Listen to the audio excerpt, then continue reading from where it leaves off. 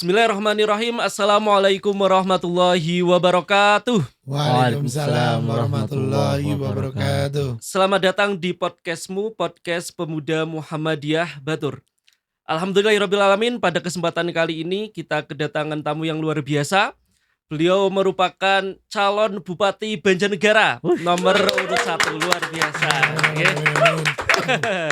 Alhamdulillah, di tengah-tengah kita sekalian sudah hadir beliau Dr. Bugar Wijiseno, Mars Fiskua, Pak Dokter. Betul Mas Aris. Selamat datang Pak Dokter. Ini kebiasaan. Jangan. Kalau Ustadz nanti berat. Nanti sayangnya Ustadz Furhan.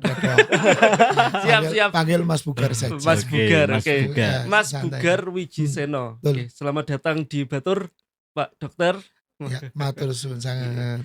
Bersama kita juga bersama Mas Zuhdan dari Bidang Hikmah, pimpinan cabang Pemuda Muhammadiyah Batur. Mantap. Selamat datang Mas Zuhdan juga di podcastmu. Perdana ini Mas Aris ini. Perdana ini. Pada tampil di depan orang banyak ini. Baik, Mas Bugar, luar biasa sosok yang belakangan ini sedang viral di Banjarnegara. Masya Allah. Sebelum kita mulai, kita dari pimpinan cabang Pemuda Muhammadiyah Batur juga menyampaikan duka cita atas meninggalnya ibu beliau, Ibu Sri Ruyatin. Semoga beliau terima amal ibadah beliau. Amin. Dan diampuni dosa-dosa beliau. Amin. Jadi ibu beliau beberapa waktu yang lalu berpulang ke rahmatullah. Kita doakan semoga ibu beliau bisa husnul khotimah. Amin. Baik, rekan-rekan sekalian, pemirsa podcastmu, Podcast Pemuda Muhammadiyah Batur. Hari ini kita kedatangan tamu yang luar biasa. Beliau Dr. Bugar, calon Bupati Banjarnegara nomor urut 1. Sebagaimana yang kita ketahui bersama, sebelum mendaftarkan diri menjadi bupati, beliau merupakan direktur utama di RSPKU Muhammadiyah Banjarnegara. Masya Allah. Betul Mas Bugar? Betul. Sudah menjadi direktur di Rumah Sakit PKU Muhammadiyah Banjarnegara. Apa yang membuat Mas Bugar memutuskan ikut kontestasi menjadi calon bupati? Ya, terima kasih Mas Aris, Mas Zuhdan. Ya memang ini ibaratnya orang naik motor, arep menggok, orang ngeriting tiba-tiba bengkok. Nah, ini kan sebuah putar haluan belok kanan ora rating yang saya lakukan dalam perkembangan karir saya. Karena apa? Karena apa? Ya ini memang suatu dinamika dalam proses kehidupan yang harus dihadapi. Ketika ada proses pemilihan kepala daerah, ada beberapa teman yang mendukung untuk maju dan didukung oleh kedua orang tua. Akhirnya dengan mengucap bismillah, yuk kita maju bareng-bareng di proses pemilihan kepala daerah Kabupaten Banjarnegara. Sehingga kalau dilihat dari sisi pendidikan itu siji ngetan, siji ngulon. Jadi wis fokus lagi ngurusi rumah sakit, lagi mengembangkan rumah sakit, tiba-tiba ada tugas baru yang harus dikerjakan. Merenungnya panjang Mas. Sampai saya menentukan untuk mendaftar pada waktu itu hari Jumat ke Partai Demokrasi Indonesia Perjuangan dan Partai Persatuan Pembangunan, itu pagi-pagi baru menentukan mau berangkat Jumatan, nyontok mangkat rumah sakit disit, pahal disit. Begitu habis Jumatan ditelepon, "Sidan daftar apa ora?" Ya dengan mengucap bismillah, ya ayo kita daftar bareng ke partai politik mengikuti proses pemilihan kepala daerah di Banjarnegara. Nah setelah itu ya jadi ternyata dinamikanya seperti ini yang harus dihadapi. Seperti itu Mas. Jadi memang sebelum memutuskan untuk bismillah mendaftar, memang karena orang-orang terdekat, baik sanak saudara juga termasuk kedua orang tua, ya Mas Bugar, memang sudah mendukung terlebih dahulu untuk Mas Bugar bisa mendaftar di kontestasi pemilihan Bupati Banjarnegara ini. Betul Mas. Kemudian ya jadi memang ini tadi tanpa kalau ya tadi tiba-tiba menggok orang dadak orang rating gitu. Jadi semuanya dipersiapkan, harus dilakukan dikerjakan dalam tempo yang sesingkat-singkatnya dan bisa kita kerjakan bareng Mas Udan. Sehingga ada tugas baru yang harus diselesaikan, ya yuk kita kerjakan. Lanjutnya proses dinamika kita lanjutkan. Seperti itu. Sebelum kita berbicara lebih lanjut, barangkali teman-teman ingin mengetahui lebih lanjut. Ya. Sebelum Mas Bugar menjadi direktur di RSPKU Muhammadiyah, barangkali bisa menyampaikan dulu latar belakang pendidikannya dari mana, kemudian barangkali organisasi atau pekerjaan apa yang pernah diemban oleh Mas Bugar. Ya, matur suwun sangat. Jadi memang saya besar dan berkembang itu di Banjarnegara. Dulu kelahiran di Wanadadi, sekolah di SD Negeri 1 Wanakarsa, SMP di SMP 1 Wanadadi, kemudian SMA-nya SMA 1 Banjarnegara, kuliahnya di Fakultas Kedokteran Universitas Jenderal Sudirman, sehingga plat RKB. Ya, plat RKB ngapak KB. Itu kemudian selesai kedokteran, kemudian tahun 2022 mulai kuliah S2 di UMY. Korban COVID sehingga kuliahnya online. Sehingga ngomong kuliah nang UMY cuma ya kuliah kang omah dari Karangtengah, dari Selamanik dan dari rumah sakit. Maring UMY pas tinggal wisudanya saja. Selama 2 tahun proses perkuliahan. Organisasi dilakukan ya dari SMP, mulai terlibat dalam pramuka, OSIS, juga sama di SMA juga terlibat dalam OSIS, kemudian di pramuka juga terlibat, dan di kedokteran, di kuliah juga terlibat dalam himpunan mahasiswa muslim kedokteran, terlibat dalam berbagai macam aktivitas kegiatan yang ada di kampus. Kemudian begitu selesai kerja, pertama kali kerja itu di klinik utama PKU Muhammadiyah Merten. 2010 langsung masuk ke Merten. 2010 masuk ke Merten, masih dari Merten. 2012 kerja direktur di RSIA Bunda Arif Purwokerto sampai dengan 2019. Dalam proses 2016-2017 mulai merencanakan membangun rumah sakit PKU Muhammadiyah Banjar. 2018-2019 mulai running, direktur pindah ke direktur rumah sakit PKU Muhammadiyah Banjarnegara. Organisasi yang dijalankan ya ada beberapa, satu jadi ID cabang Banjarnegara sampai dengan sekarang masih menjadi ketua, kemudian di Asosiasi Rumah Sakit Swasta cabang Banjar, Purbalingga, Cilacap, Banyumas, sebagian Brebes itu mengelola rumah sakit swasta bareng-bareng. Di Muhammadiyah berkembang menjadi ketua MPKU pimpinan wilayah Muhammadiyah Jawa Tengah. Ini semuanya berkembang ya karena apa yang kita kerjakan bisa bermanfaat yang lebih banyak untuk jumlah rumah sakit yang ada di Banyumas maupun di Jawa Tengah. Seperti itu, Mas. Assalamualaikum. Waalaikumsalam. Warahmatullahi. Masya Allah. Oke, matur suwun sangat. Terima kasih Mas Rifki. Mas Bujang ya. Aduh, kini aku ngomong bujang repot. Ngesuk tok saingi guyak, aku udah stok akeh. Aji giri lu kan takut stok akeh gitu loh. Ya si jimak lah. Mas Bugar berpasangan dengan Pak Fahmi ya. Ya betul, dengan Mas Fahmi Umar Irawan. Ini nggak bisa hadir Pak Fahmi atau lagi di mana Ya, ini? satu Mas Fahmi, kita ada beberapa kegiatan. Sebenarnya saya terjadwal untuk kegiatan bersama Partai Golkar di Solo, konsolidasi Jawa Tengah. Tapi karena saya sudah menjanjikan beberapa kegiatan di Batur, maka kita bagi tugas. Mas Fahmi yang ke Solo, saya yang untuk bergerak di Batur, Dieng, terus ke mana ya, ke Pejawaran dan ke Pakendan.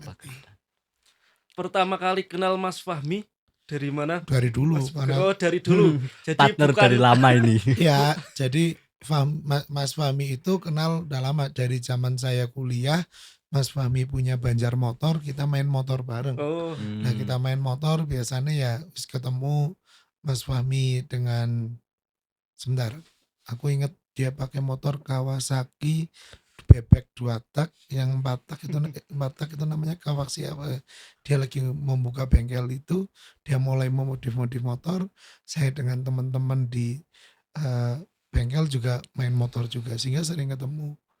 Nah, dipertemukan, dia udah punya usaha, saya punya pekerjaan, dan alhamdulillah disatukan beruntung menjadi pasangan Bugar dan Bumi. Bumi. Bumi. Singkatannya Bumi Bugar Fahmi. Ya, Nih, betul. luar biasa. Jadi memang sudah kenal cukup lama, Sudah kenal cukup lama. bukan karena mau dipasangkan baru kenal. Enggak, jadi sudah sering bertemu dan bersilaturahim dan juga kadang-kadang berdiskusi.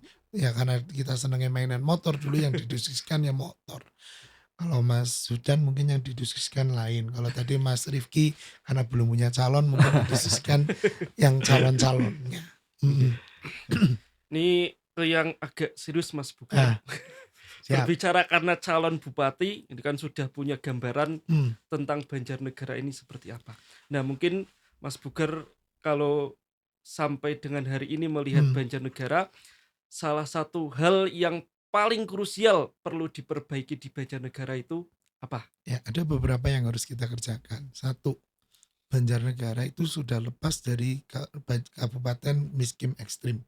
Ekstrimnya sudah hilang, sekarang jadi miskin. Tapi itu belum cukup eh, untuk meningkatkan kesejahteraan masyarakat.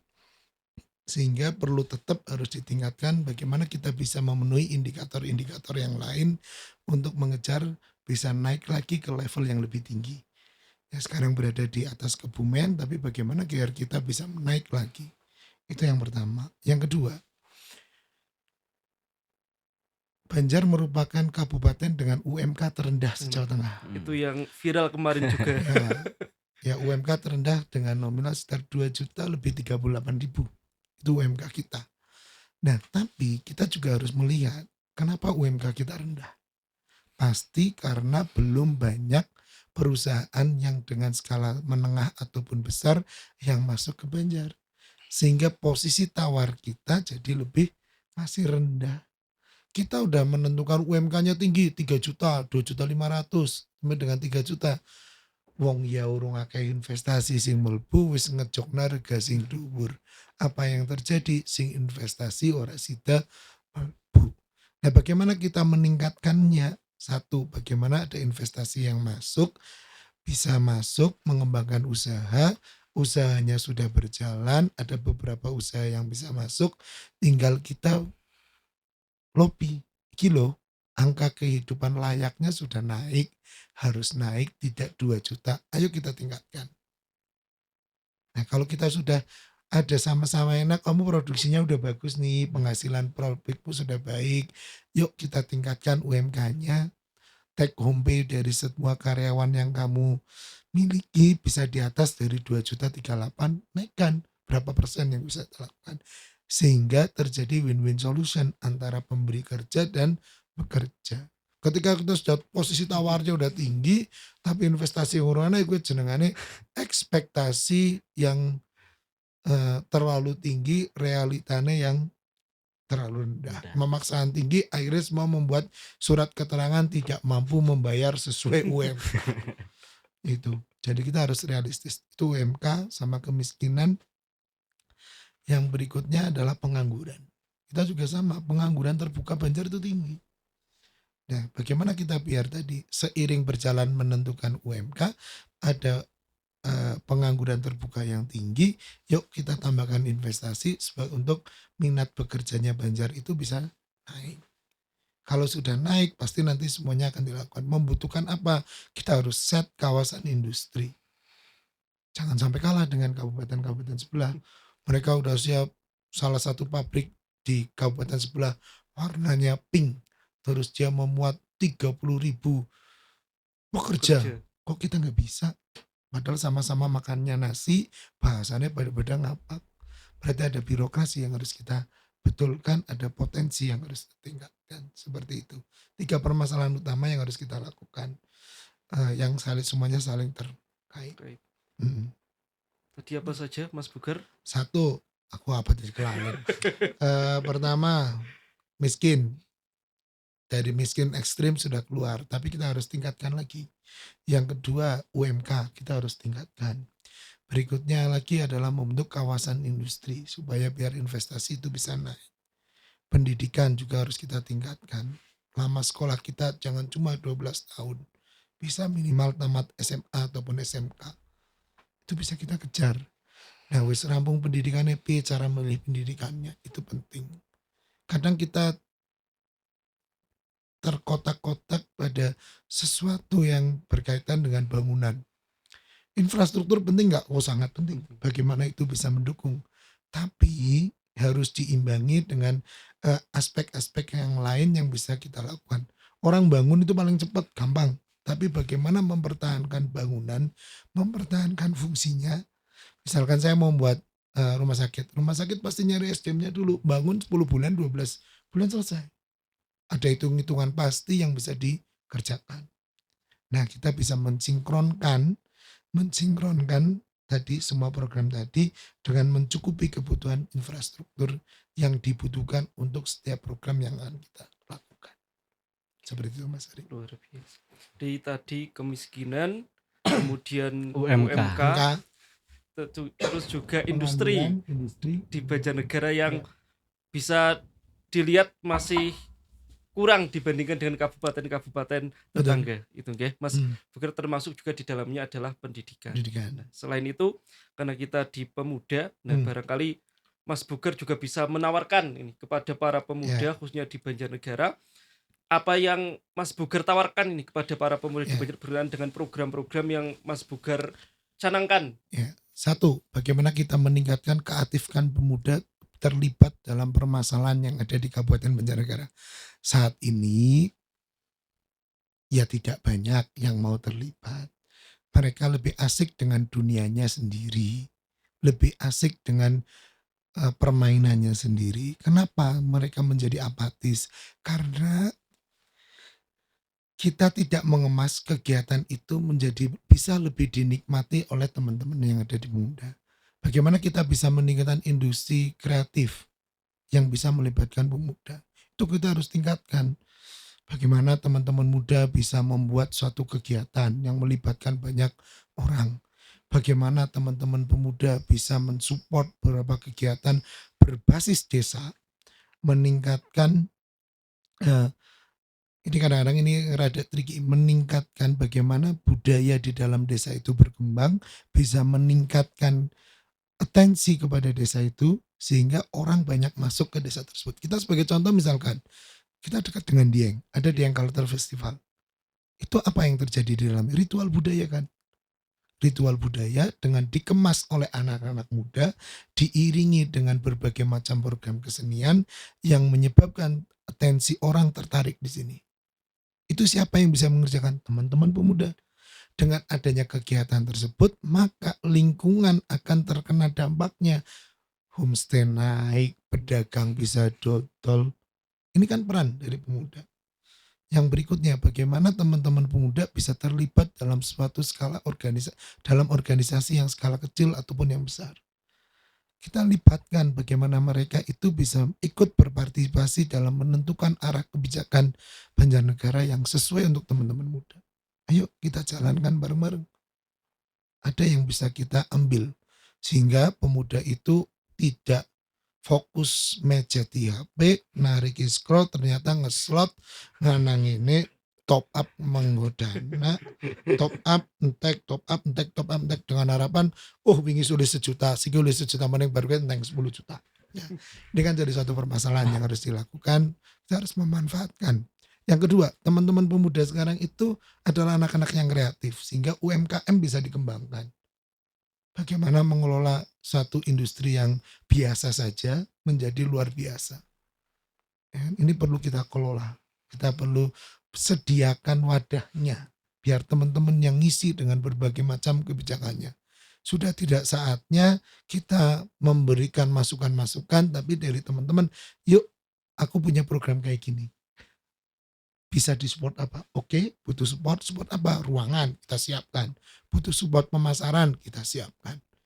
Itu yang bisa kita kelola bahwa pemuda punya peran yang penting dalam mengembangkan sebuah kabupaten. Seperti itu Mas berkaitan Sudan. dengan pemuda nih Mas Bugar. Hmm. Kita tahu bahwa jiwa minat pemuda untuk di pertanian itu sangat Oh ya. berkurang. Petani rata-rata usia di 40 ke atas, sedangkan ke 40 ke bawah mayoritas dia pengennya itu kerja yang bersih. Ya.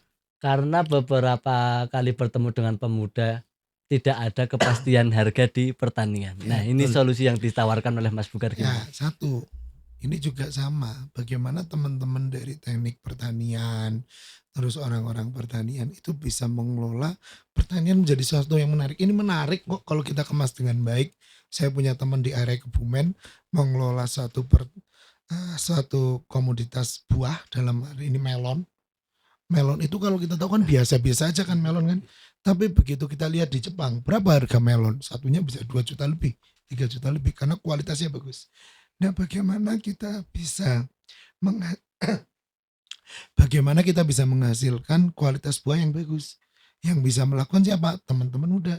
Ayo, teman-teman di sektor pertanian bisa memberikan masukan dan membina teman-teman untuk melakukan hal-hal yang tersebut.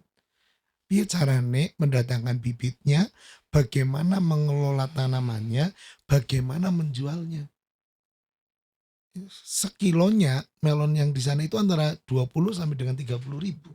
Premium itu ya udah Premium. masuk. Nah, bagaimana kita mengelola misalkan trennya sayuran organik itu kan juga banyak yang membutuhkan. Kita support, kita kemas dengan suatu eh, packaging yang bagus, sangat menarik, kita bisa bagi.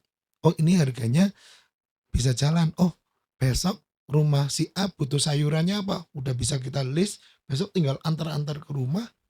Siapa yang bisa melakukan? Itu kan berarti teman dalam sisi pemasaran, dalam sisi produksi pertanian kita buat produk-produk yang lebih menarik, tidak hanya terpaku pada rutinitas yang sudah dilakukan. Bahwa bertani itu enak kok, nyaman. Goalnya orang sudah punya semuanya, gue tinggal nang omah ungkang-ungkang ngempani ayam, ngobar gue ngarah sayuran kering Sayuran. ngetik. Nah, bagaimana kita kembangkan konsep itu menjadi suatu konsep penghasilan yang bagus untuk pemuda-pemuda. Menarik ini Mas Ari kalau Mm-mm. kita bahas pertanian itu menarik. Menarik. Ini. Tidak seksi karena memulai itu susah. Mempertahankan lebih susah. Memulai dari apa yang kita ucapkan pasti akan banyak tantangannya nih. Ji. Resistensinya banyak, dianggap sepele, tapi begitu sudah berhasil, oh iya bisa kan. Ya, itu kan jadi harus kita masukkan. Nah, ini yang lagi viral di Batur ini Mas Aris. Apa? Pupuk itu harganya mahal. Oh ya, Karena pupuk. subsidi sudah nggak ada ya untuk petani sayur J. Ya. Kemudian harga sayuran yang di bawah Rp500 per kilo ini. Lumayan ini Pak Bugar ini. Betul. Solusinya gimana ini Mas Bugar? Satu, pupuk. Ini pupuk permasalahan nasional. Ya, kita harus lakukan, kita harus mengadvokasi bagaimana bisa membagi sesuai dengan zona. Ya orang mungkin nek nang Batur akeh sawah. Pasti banyaknya adalah sayuran. Maka prioritas yang harus diberikan ya untuk produk sayuran. Di bawah ada petani salak. Ya orang mungkin nangana akeh jagung. Mesti prioritas yang diberikan kepada petani salak. Kali bening ada teh juga membutuhkan pupuk.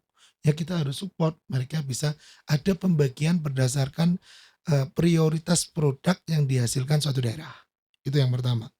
Yang kedua adalah bagaimana kita tetap juga harus menciptakan pupuk pengganti ketika itu tidak ada. Kita harus kembangkan itu. Ya, kalau tadi ada istilah caleg, ternyata itu bukan calon legislatif, Calon belek gitu. calon tembelek namanya. Calon tembelek.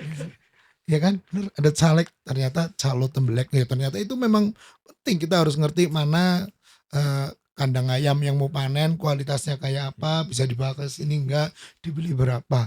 Oh anak terbibil sing apik ngendi iki kudu dibawa, kupriye carane ngolah, itu sangat penting. Bisa dilakukan Mas Aris, Mas Sudan. Pupuk permasalahan nasional harus kita lakukan, harus ada prioritas, tapi juga pupuk pengganti juga kita harus siapkan. Ketika itu tidak ada, maka peran dari pengganti itu harus bisa masuk. Ya sekarang menjadi permasalahan di daerah atas. Coba pupuk mana yang nggak masuk ke Dieng dan Batur? Malah justru jadi percontohan dari negara-negara yang mau mengembangkan pupuk, sampelnya diadakan di Dibawa ke sini, sini. nge-mix-nya pupuk itu di sini. Nah ini kan jadi, oh iya berarti kita punya suatu keunggulan. Bagaimana biar itu tetap bisa berjalan? Yuk kita kembangkan lagi, cari produksi yang bisa menjadi lebih murah. Seperti itu Mas Udan, Mas Aris. Selanjutnya masih berbicara tentang lingkungan ini, karena di Batur dataran tinggi itu selain karena terkenal karena pertaniannya, juga di sisi lain karena ancaman lingkungannya, Ya betul. termasuk banjir, sampah, Ya. dan seterusnya. Ustadz Mas Bugar bisa memberikan gambaran bagaimana kalau Mas Bugar jadi, bagaimana bisa memberikan peta arah daerah dataran tinggi Dieng atau Batur ini mau seperti apakan? Ya, ini ada istilahnya bagaimana kita merubah pola pertanian yang ada di sini, bagaimana untuk bisa lebih mengakomodir kebutuhan lingkungan. Ancaman banjir ya pasti karena banjir dan longsor, karena irigasinya mulai pada bumpet, kebumpetan apa sing ora, begitu hujan gede mesti bludak di mana-mana. Saya pernah lewat pas hujan besar perbatasan Batur Dieng dengan Wonosobo, ya wis kayak kali kacangan gede kabeh, itu melancar dengan begitunya. Ya kita harus perbaiki irigasi. Nah ini membuat parit-paritnya, terasering-nya itu harus jalan. Biar caranya biar banyu, saya pak campuran bahasanya, biar caranya biar banyu gue orang langsung mlebu maring dalan. Kita harus penggokkan bisa masuk. Nah yang berikutnya harus juga kita mengelola bagaimana tetap ada tanaman-tanaman yang berakar besar yang ada di sini. Sebagian besar dihilangkan sekarang. Jadi kalau wis udane gede ya lemai melu melayu maring dalan yang menyebabkan kelihatan kotanya menjadi kumuh. Ini juga harus kita antisipasi. Yang berikutnya pencemaran terhadap sumber air. Ini dengan pupuk yang banyak, misalkan di Karangtengah ada Telaga Merdada. Kenapa gulmanya sangat subur?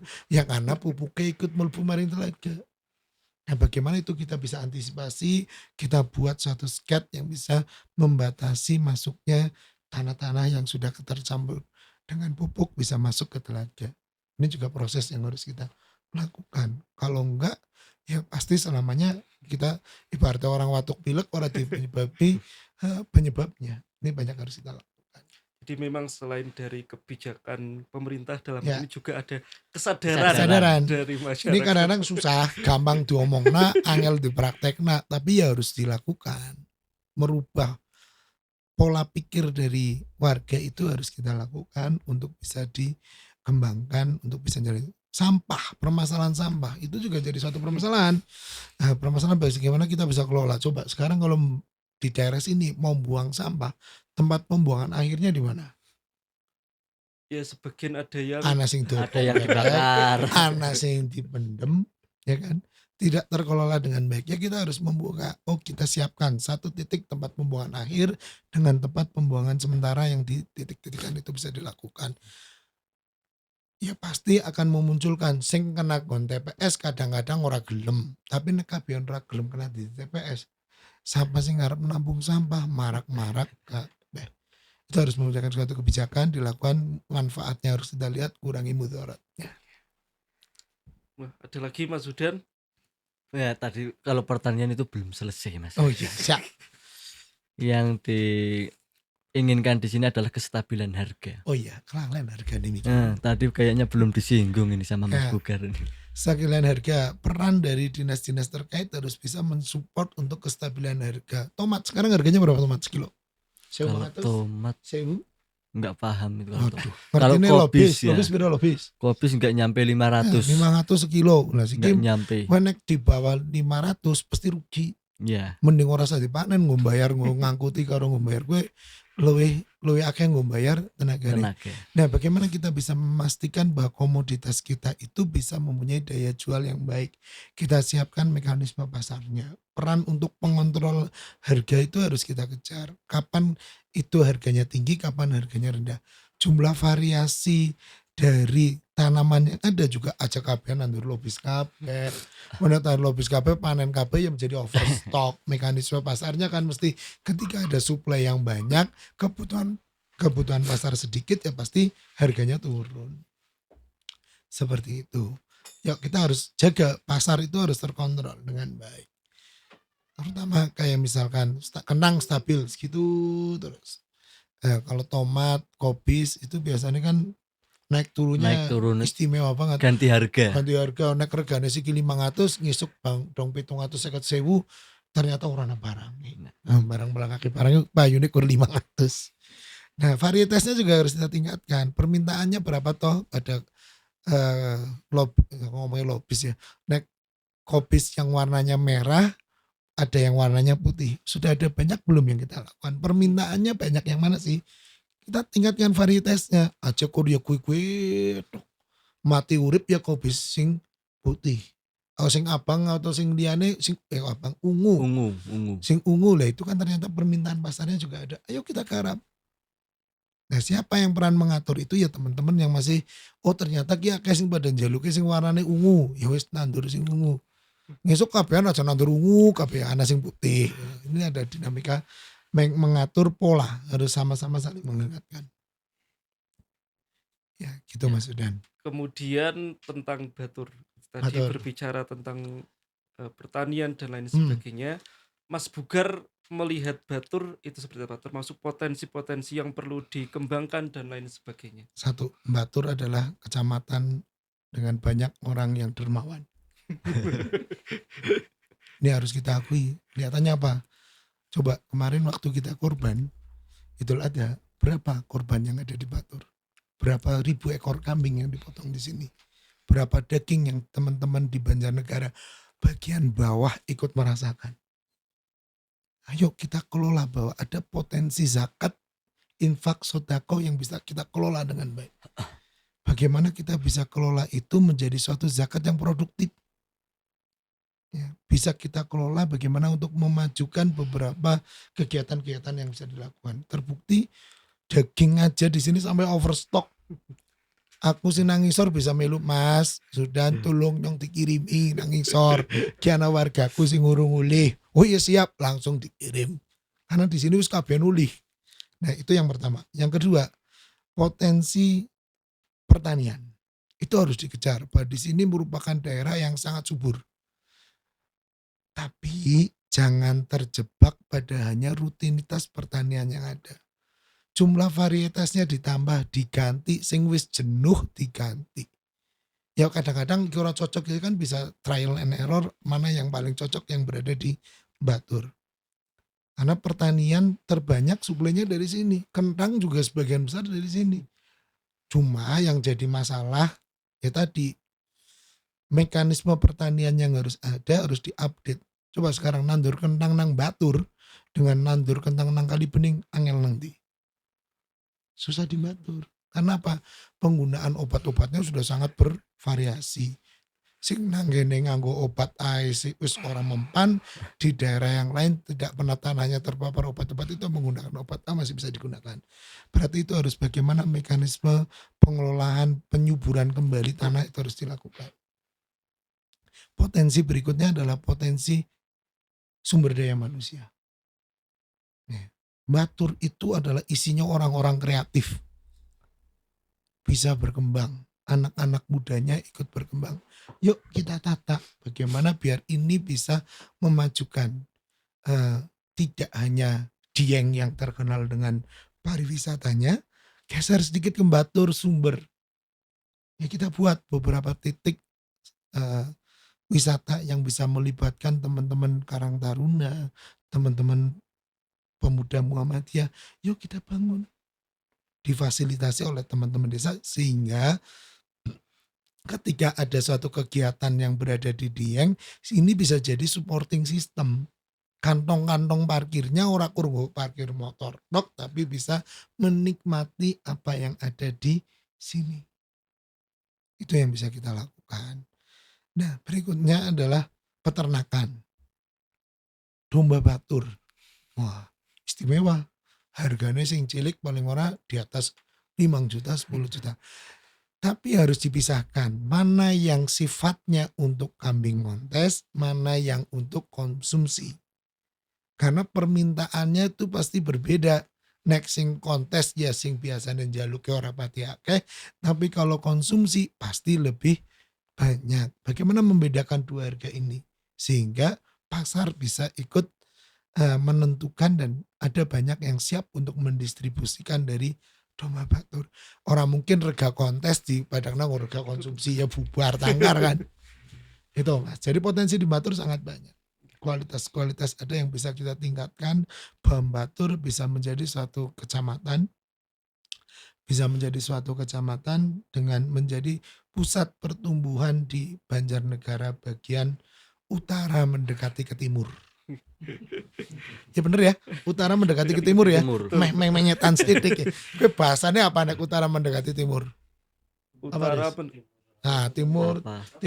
tenggara, selatan, barat, daya, barat laut, utara, Timur timur laut. timur Aku tuh timur nyanyi, laut, orang timur apa laut, orang nyanyi. Harus nyanyi dulu itu.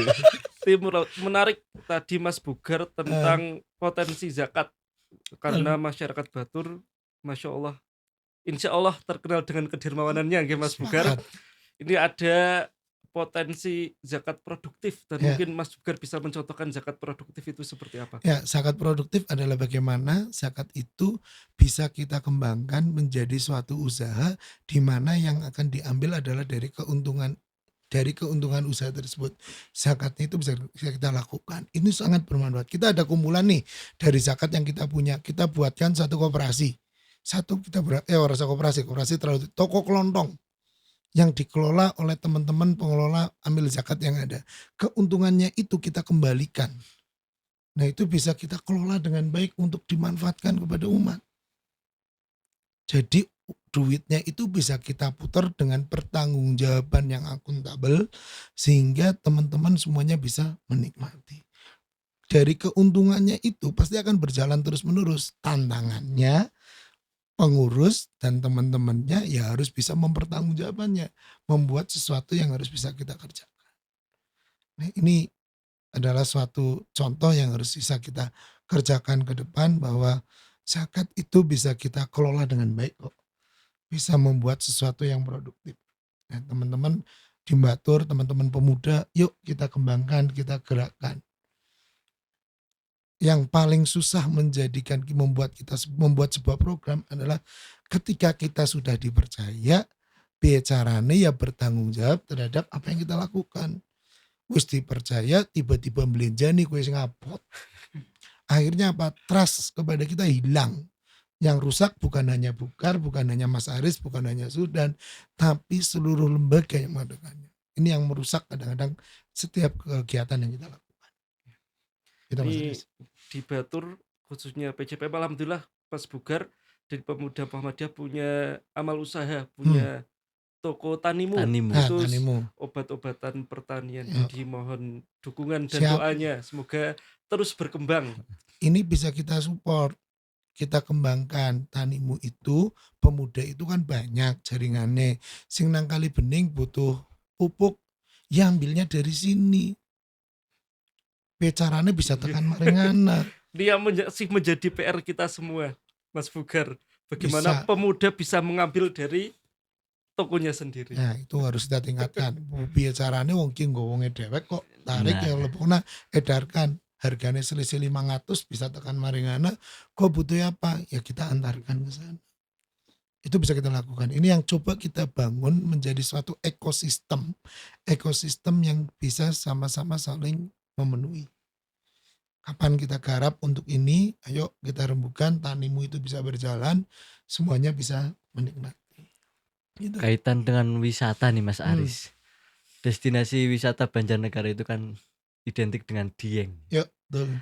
Cuma beberapa wisatawan itu mengeluh akses. Nah, Ya, betul. ini akses ke wisata itu lebih sulit. Banyak jalan yang berlubang. Nah, ini solusinya gimana nih Mas Satu, Bugar? akses wisata jalan yang berlubang harus kita perbaiki. Itu prioritas. Karena nek ora diperbaiki siapa sing arep tekan maring ini. Kedua, akses ke Dieng itu bisa via timur, via Wonosobo, via barat itu via Kalibening, via utara kuwi bisa metu Pekalongan. Bitingan kuwi ndi to? tol Bawang, Kayangan, tol langit. nah, tol langit itu kan bisa ada 3. Kita harus membuat akses itu dengan menjadi baik. Nah, udah pernah lewat Biddingan, kemarin saya baru Biddingan, ternyata di situ view-nya New Zealand kalah deh. Nah, itu bisa kita jual. Kita bisa sediakan beberapa rest area di situ yang sangat menarik. Permasalahannya infrastruktur jalannya yang kurang mendukung, aksesnya masih terlalu susah untuk dilewati banyak orang. Sebagian kecil udah bisa lewat situ. Yuk kita kembangkan kolaborasi antara dengan pusat, dengan provinsi, dengan kabupaten, buka akses lewat utara. Sekarang dari Jakarta udah banyak yang masuk via Kalibening. Buktinya apa? Saya pergi ke Kalibening, setiap hari Sabtu Minggu berhenti di pom bensin Terang Bulan. Banyak yang dari sana kok naik masuk. Kita sediakan, kita potong di tengah, sediakan homestay yang baik di situ. Itu bisa sangat membantu rest area itu. Akses itu kita harus kuatkan. Infrastrukturnya kita siapkan semuanya. Infrastruktur. Ya, tapi kalau kita hanya mikirin infrastruktur bangun, sing penting ana duit, dicakakan kulinu gampang. Tapi bagaimana membuat konsep program setelah jalan itu terbangun Arab ngapa itu sing angel. Jadi ora semata-mata kurang dandani dalan nek dandani dalan ditambal kan seminggu 2 minggu rampung, tapi Arab ngapa seperti itu. Oke, luar biasa sekali Mas Bugar. Jadi sebelum kita tutup nih karena sudah cukup malam. Ya, siap. Mas Bugar juga sepertinya agak kelelahan ya Mas Bugar. Ya, Sebenarnya masih ada satu Mas Ari. 1 tahun periode pertama ketika Mas Bujar kok qadarullah jadi bupati, apa yang mau dilaksanakan? Satu, ada beberapa program prioritas yang akan kita lakukan. Yang satu, pertama kita harus membuat penataan kembali, reinventing governance. Jadi menata ulang birokrasi terhadap apa yang harus kita lakukan demi kebaikan tata kelola. Yang kedua, yang sangat menarik adalah pendidikan. Bagaimana kita bisa turut berperan aktif dalam mensejahterakan tenaga pendidik. Ya, khususnya ini wabil khusus untuk teman-teman yang mengajar di TPQ. Sekarang sedikit yang mengajar TPQ, kita harus menambahkan insentif itu. Yang kedua, bagaimana kita bisa meningkatkan tingkat kesehatan masyarakat dengan meningkatkan peran dari fasilitas kesehatan tingkat pertama. Promotif, preventif harus clear di fasilitas kesehatan tingkat pertama. Dari sisi kuratif, saya ingin ada satu rumah sakit, ya ini kalau 1 tahun rada cepat, tapi bagaimana program penentuan titik pembangunan rumah sakit di bagian utara Banjarnegara itu bisa segera direalisasikan. Yang berikutnya adalah bagaimana kita bisa menata berapa persen perbaikan infrastruktur jalan yang harus kita lakukan, yang sangat mendesak harus kita lakukan. Kita harus perbaiki. Kenapa? Kenyamanan akses. Itu menjadi suatu prioritas yang harus kita lakukan di tahun pertama. Ketika kita qadarullah nanti misalkan terangkat menjadi bupati Banjarnegara. Kemudian yang terakhir, kami memberikan kesempatan Mas Bugar untuk meyakinkan kepada para pemirsa sekalian mengapa harus memilih Mas Bugar dan Mas Fahmi. Ini pertanyaan berat. Ki berdua nganggo kupluk, aku ora nganggo kupluk. Jadi nek jawab mantan angel. 1. Kita harus di langit itu banyak ilmu. Banyak kebijakan yang akan kita ambil. Tapi tidak banyak orang yang bisa membumikan ilmu yang ada di langit. Yuk kita latihan bareng. Ya, kita kelola bareng bagaimana bisa membumikan ilmu langit tersebut. Nah, ketika itu sudah pada tataran praktis, ayo kita bisa eksekusi langsung. Indonesia, Banjarnegara itu tidak kekurangan orang pintar, tapi kekurangan orang yang bisa segera mengeksekusi terhadap kebijakan-kebijakan yang sudah dibuat. Jangan terjebak pada membuat berbagai macam aturan baru, tapi justru kita melupakan terhadap bagaimana mengimplementasikan kebijakan yang kita lakukan. Insya Allah kami, Bugar dan Fahmi akan melakukan semua itu dalam koridor kebijakan yang akan kita kawal bersama dengan melibatkan semua pemangku kebijakan, teman-teman muda masyarakat dalam mengembangkan Banjarnegara bisa menjadi lebih hebat, masyarakatnya sehat, ekonominya kuat, bugar, bergas, waras, lan bunga. Luar biasa. Terima kasih. Luar biasa.